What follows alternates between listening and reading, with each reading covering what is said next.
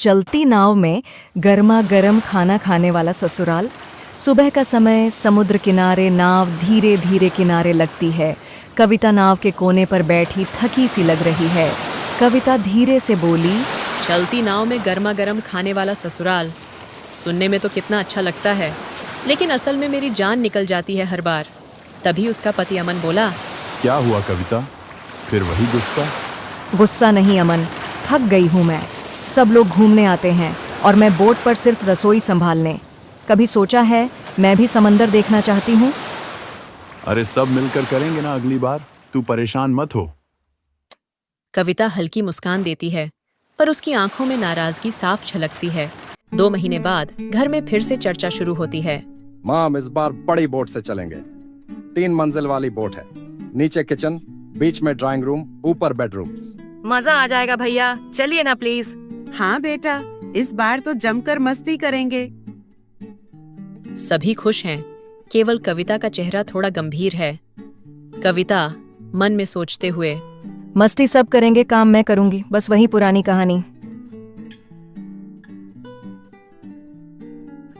फिर से नाव पर बोट तैयार है।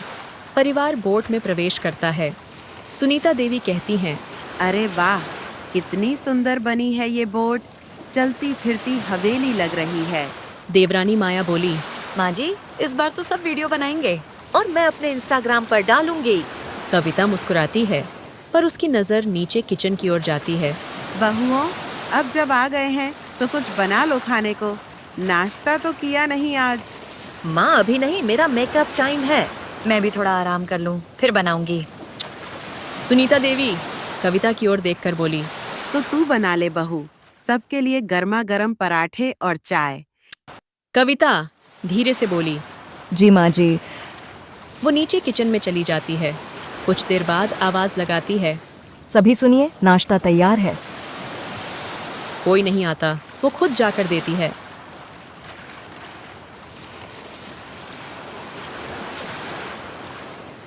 अरे बहू, ठंडा है ये तो, गरम करके ला। बोट में गर्मा गर्म खाना ही अच्छा लगता है। कविता चुपचाप नीचे लौट जाती है।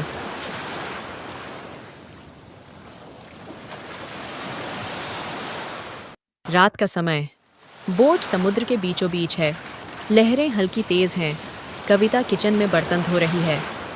कविता धीरे से खुद से बोलती है, दिन भर रसोई, ऊपर से सबकी फरमाइशें, मुझसे अब नहीं होगा। अचानक अमन अंदर आता है। कविता, माँ बुला रही हैं, कह रही हैं कि डिनर में खीर भी बना देना। कविता थक कर बोली, अमन, एक बार तो तुम भी बोल दो ना कि तुम्हारी बीवी इंसान है, मशीन नहीं।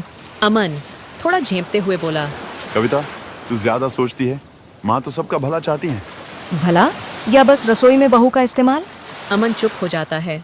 बाहर तूफान के बादल गरजते हैं। रात गहरी हो चुकी है। हवा तेज चल रही है। बोट झूल रही है। सभी डर गए हैं। नेहा डरते हुए बोली, भैया, ये बोट हिल क्यों रही है? लगता है तूफान आने वाला है। अरे कोई नीचे जाकर देखो कि पानी अंदर तो नहीं आ रहा। मैं जाता हूँ। अमन नीचे दौड़ता है। देखता है कि किचन में पानी भरने लगा है।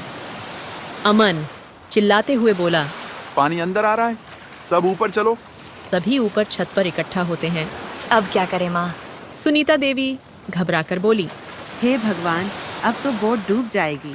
कविता संयम से बोली, माँ जी घबराइए मत, ऊपर वाले के कमरे की खिड़की बंद करनी होगी। मैं जा रही हूँ। नहीं कविता, तू ऊपर मत जा। अगर वो खिड़की नहीं बंद हुई तो पानी भर जाएगा। कविता ऊपर जाती है, जोर से खिड़की बंद करती है। बारिश में भीगती हुई वापस आती है। बोट धीरे धीरे स्थिर होती है। सुनीता देवी सांस छोड़ते हुए बोली, बच गए हम, भगवान तेरा लाख लाख शुक्र। सभी चुप हैं। कविता थकी हुई एक कोने में बैठ जाती है। सुबह होती है। समुद्र शांत है। बोट किनारे पहुंच चुकी है। सब सन्नाटे में हैं। सुनीता देवी धीरे से कविता के पास आती हैं। बहू, तूने रात को सबकी जान बचाई। अगर तू हिम्मत नहीं करती तो हम सब डूब जाते। कविता थकी आवाज में बोली, माँ जी, मैंने वही किया जो हर औरत करती है, अपने परिवार को बचाने की कोशिश। सी सुनीता देवी की आंखें नम हैं। वो बोलती है, अब मुझे समझ आया, तू बोट की रसोई में नहीं, इस घर की जान है। माफ कर दे बहू, आगे से तुझ पर बोझ नहीं डालूंगी।